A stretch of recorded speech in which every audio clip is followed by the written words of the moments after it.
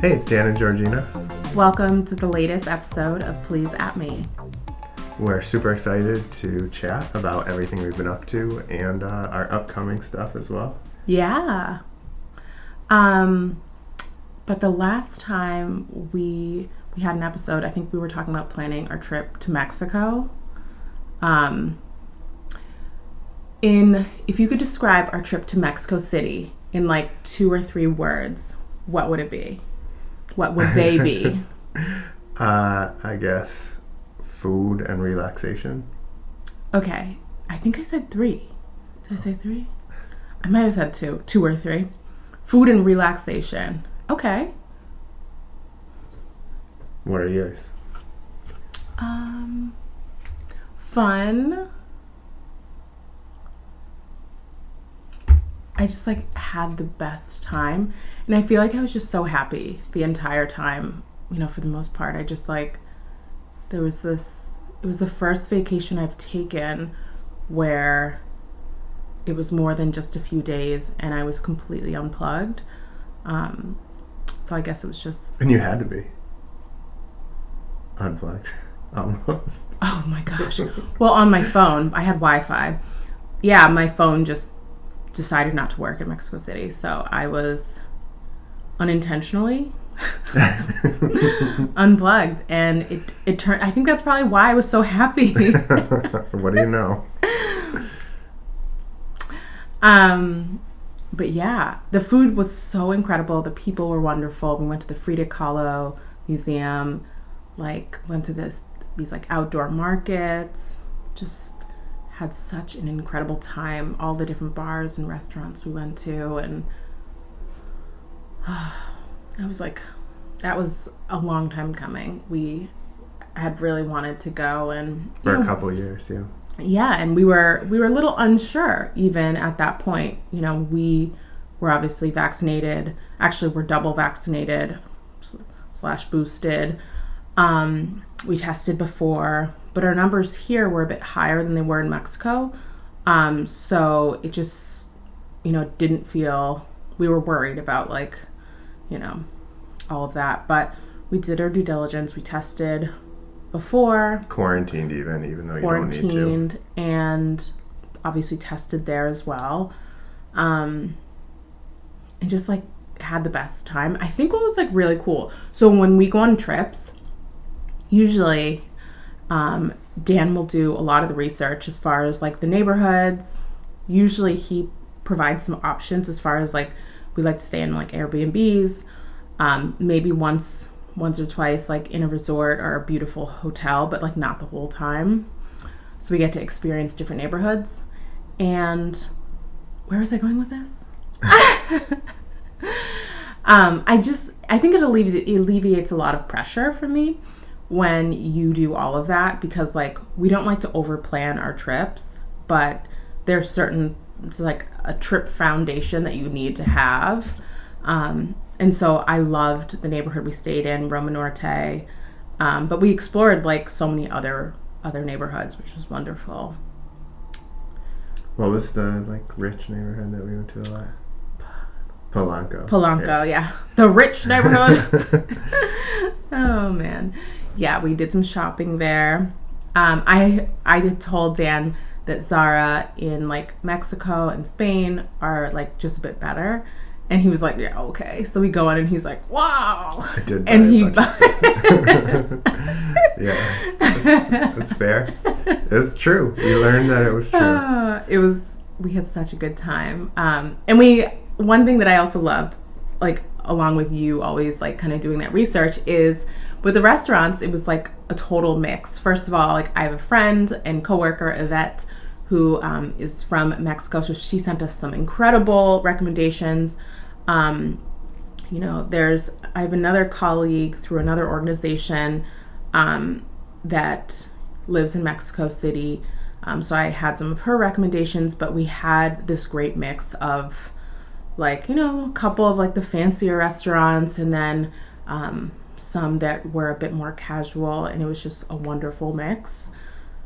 We spent a day at the St. Regis Spa, which was wonderful. It was all decked out for Christmas, got massages, just went in the hot tub. It was just a beautiful, relaxing day. And then we went down to the restaurant that's like kind of oversees the city. It was just... The food was good too. Yeah. Really great. Yeah. Wait, how many dishes of chilaquiles do you think you ate? Well, I think only 3 maybe. I wish I had more though. Check the Instagram stories. I don't believe it. I mean, I would have had it for every meal if I could have, but... What were you going to say though? Sorry. Oh, I was just going to say, what you're saying about the planning is like, we both just do a lot of research, and I do like really skeleton outlines of each day. Mm-hmm. And I expect us really to only like go out and come back like 2 times. Mm-hmm. Because we like to like, we'll go during like lunchtime, and then we come back and rest a little bit, and then we go out during dinner kind of again. Mm-hmm. Not dinner, but like a long period of time that surrounds those meals. So no, it's good, and we both went with the flow kind of, which was nice. And when things got weird, we pivoted really quickly. Mm-hmm. And we both had been doing Duolingo for a long time, combined with my like middle school and high school Spanish and stuff. And we tried our best. Yeah, I think it takes a little bit of time to get the confidence to actually like attempt. Because I think both of us were a little timid at the beginning, and then, you know, we were still keeping up our practice while we were there. So I think that was helpful. Yeah, and I think what was especially really nice about the trip was that the numbers were so low there, pandemic-wise, that it really did feel like we could have a little more freedom, like the way we did last summer, where kind of was like low numbers here. And it was also warm. We ate outside a lot. Yeah. So everyone there wears masks outside anyways, outside, yes. inside. And we knew that. My friend had said, she said, just people do wear their mask on the street, so if you could do that. And I said, absolutely. Yeah. So we definitely did that as well. Yeah, but it did feel like people were like happy, to have us, I guess, and didn't feel weird, and it was nice. It was really nice. It was so wonderful. Yeah, just everyone that we chatted with, a lot of just a lot of Americans visiting. I don't know if they actually live there. So many incredible coffee shops. Just the best freaking time. Great music. So we took obviously a lot of Ubers, and so, but we did walk a lot too, because the weather was just gorgeous. Especially in the morning, we would walk for our morning cup of coffee to a different place almost every time. But the Ubers are where I found a lot of great local music, which was really nice. And in the restaurants, we would be listening to music too. Yeah, beautiful. So we got back, and then we started furiously finishing up the planning for your book launch party. Yeah. And the launch was the 14th, I believe, and it went really well. And the Rachel Ray episode aired right before it, so sold a ton of books from that, and they're still selling well. A lot of stuff is still coming out. I'm still doing podcasts and radio appearances and all that stuff. Wait, radio appearance? No, I'm joking. Please cut that. You call that an appearance, right? Radio tour? Radio, I don't know. Speaking gig. Delete all this, please. The Cookery by the Book podcast, the Didn't I Just Feed You podcast. Oh, you did so many. Yeah. So yeah, it's been good, but the party was at Land Grant, which I'm drinking a beer, her favorite beer from Land Lemon Grant. Glow. Yeah. And it was great, the good turnout and people just drinking and celebrating and having a good time, and a few people showed up to buy the book, which I'm always just like so grateful for. So it's really cool. And Ray Ray's, the food truck, made a really great plate of nachos, like smothered chips with some of their pulled pork and cheese sauce. It was very good. Which was so wonderful of them. Thank you, Ray Ray's, and thank you, Land Grant. We had such a good time, and a bunch of the Land Grant folks came out to support you, which was just means a lot. They're a really awesome group. So it's also wonderful that they're right down the street. Wonderful and Dangerous. bad for the belly. You're drinking a Lemon Glow, my favorite. Did not offer me one. I'm drinking a Topo Chico hard seltzer, a drink that I have been trying for about 8 months to get, but it's always sold. More than that. I would say probably more. You're correct. It's always sold out, or they don't have it. And strife and struggle here. I think they recently entered this market, so. Yeah. Guess they just didn't think Columbus people drink. No, just kidding. Well, it's funny because usually Columbus is one of those test markets. I know. Yeah. We are such a test market. Like, we get to try all the Chipotles first. Really, some big bragging rights. Yep. But yeah, I mean, can you believe that we're almost 2 years here? I know. Like, we're about to hit spring. It's so crazy. And we've almost been actually in this apartment for a year. So. And you just hit 1 year at your job. I hit 1 year officially, but technically October was my 1 year. But yeah. Speaking of my job, which I love, I work in apartment therapy, and I shouldn't say every year. For the past few years, we've had this incredible design event, Small Cool. Last year was the first time it was in person, obviously because 2 years ago it was meant to be in person, but they had to quickly pivot because of, it was 2020. And this year is the first year it's going to be open to the public. I hope I'm not supposed to say that until it's announced. But it's open to the public because... The 7 people that listen to this. I know, right? Mom, don't show up.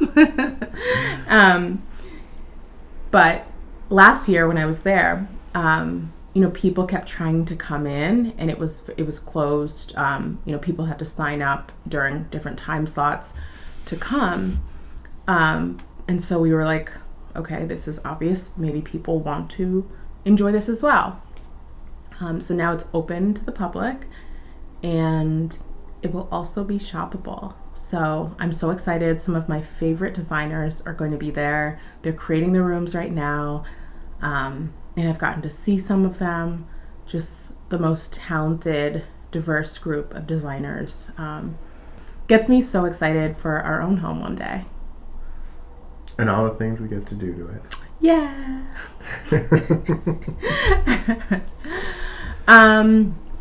So what else? What have you been up to? I've been obviously focused so much on the book launch, but probably right after our last podcast launch, I got invited to work with the Facebook Creator Fund, which is really cool. Mm-hmm. And I've been... So wait, tell everybody who doesn't know that. Yeah. What it is. Any creator fund, like TikTok has one, and Instagram, I guess, is part of Facebook, but these platforms have recently realized that the creators are super important to the platform. Mm-hmm. I'm sure they knew it all the time. Yeah. They decided to finally start, paying the people that draw audience to their platform. Draw purchases, also. Yeah. A lot of purchases. Or just even eyes, so they can serve ads too. Yeah. So Facebook, it's been very competitive with emerging platforms. So they want to make sure that people stay. So they've offered to pay a certain amount to be posting as much as you possibly can. And so it's been an interesting, almost like a game to me. Mm-hmm. Because it's like trying to get the views and the numbers and figure out what works and doesn't work. Especially when you're talking about like Reels, which are on Instagram, but it's basically a TikTok and a Reel and a Facebook. Mm-hmm. And so what works on one platform doesn't necessarily work on the other platform. But to me, you can take the same video and just like cut it a little differently. Yeah, every piece of content has to be carefully curated to the platform for sure. Yes, yeah, exactly. And just like making like little tweaks on each one. Mm-hmm. Is like how to really make sure that your stuff is going to thrive on each different one. Yeah, absolutely. I think it's been really cool. I think it's really pushed you creatively. I think you already pushed yourself a lot previously, but it's been really fun to see what you come up with, especially some of these awesome recipes that you're going to be seeing shortly for the big game, as us marketers have to call it. I've always said from the beginning of my blog is that forcing myself to post X amount of times per week or whatever is a thing that pushes creativity. Yeah. Because it's always like restriction causes creativity. So if this is a form of forcing yourself to post a lot is a form of restriction, because like you're putting parameters on yourself. You have to continue to just do stuff. So it may cause certain things to just not work. But the fact that you're just like pushing and pushing and trying weird stuff ends up making some really magical things. Yeah, I definitely see that. It's like when writers, maybe they'll have a little bit of a writer's block, and they'll use prompts, and they'll use those prompts every day, and it just gets you thinking outside of, maybe what you've been stuck in. So it's definitely a nice creative workaround. It's been pushing you. And I've been fortunate enough to sample all of this creativity most of the time. I mean, it's like a lot of the time he's cooking when I'm in the middle of meetings and things like that, and he'll be like, "Do you want a steak?" And I'll be like, "I can't right now," so we do our best. But one other thing, we had the book launch party. I have a wonderful group of girlfriends here in Columbus. We're in a book club together. We just have the best time. They're wonderful. We go shopping together. But most recently we did like a vision board / craft kind of get together, and it was really nice. It was like there were no parameters around it. It was just like bring anything that you've wanted to do, like, coloring book, drawing, journaling, whatever. We all brought our projects and just like worked on them together and kind of caught up after the holidays. And it was such a like low maintenance kind of get together. It was wonderful. So I feel really fortunate to have found a group kind of so quickly that it's just a group of incredible, very authentic, down-to-earth people, unlike anyone I've ever met in my life, these ladies. So really great. And on that vein, I also joined a career development organization called The Crew, and that's CRU. Last year I pushed myself to join Toastmasters and kind of learn how to speak publicly a bit better, with more confidence. And this was my new 2022 challenge, which is more about my career development, setting those goals, working on different areas where I just need to level up, and holding myself accountable. And we meet once a month at least. And I'm just so excited, and it's gotten me very inspired. Yeah, it sounds amazing, and what I've heard from it. So I'm really excited that you're doing it. Yeah, and it's women. Most of my crew is in the U.S., but it's a global group, so I get to meet women from everywhere. Lots of inspiring women, lots of incredible events. I just attended one with Boz St. John, the CMO. I think she's at Netflix right now. She's incredible. So learning a lot from the best. So that is basically January, February. What do we have coming in March? In March, we're going to Portland and then to Bend, Oregon. Oregon, I think is what people from there say. Oregon? Yeah. I say Oregon. Okay, so we're flying into Portland, but we're immediately driving up to Bend, Oregon,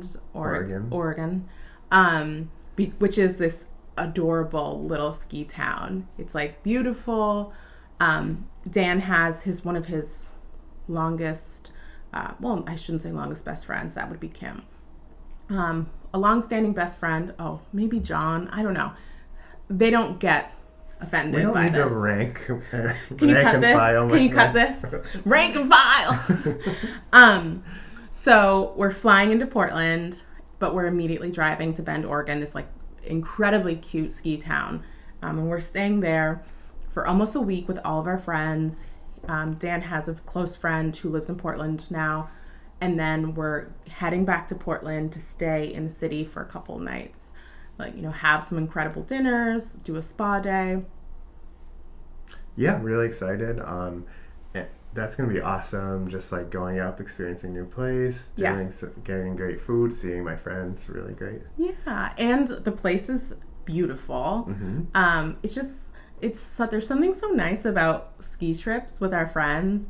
Like, we just always have the best time. We cook great meals together. Relax, laugh, have a my God. time. I'm just thinking about the last ski trip we took, which was like too long ago. Yeah. It was so fun. Yeah.